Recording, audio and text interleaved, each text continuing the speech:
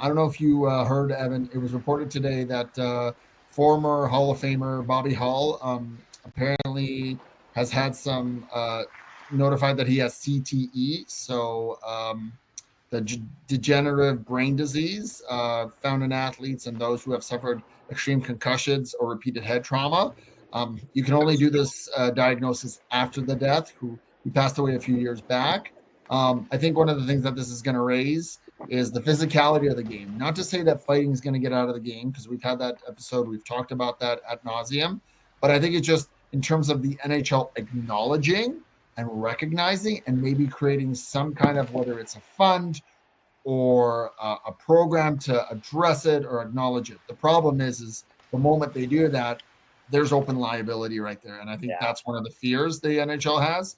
But it just goes to show you that it is a tough sport, it is a dangerous sport, and they used to play without helmets, of course, in that era, but still, you have to be mindful because even to this day, you want to keep head hits out of the game. You still see them from time to time. Of course, there's more suspensions, but I think Department of Player Safety needs to be a bit more mindful and consciousness about them, because you don't want future players, whether they're bottom players or stars, getting injured and being able to have a career afterwards, right? That's kind of the big thing. And of course, as always with any sport, the equipment is going to continue to evolve and change and get better.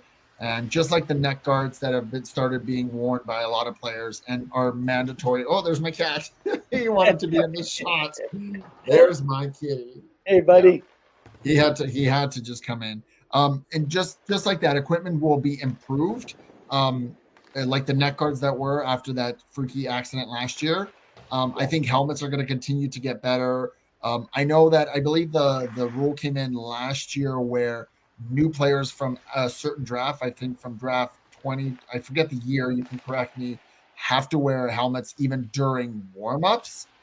So that's another thing. I think it was after COVID. That's when the players who were drafted after COVID, so like 2022, 2023.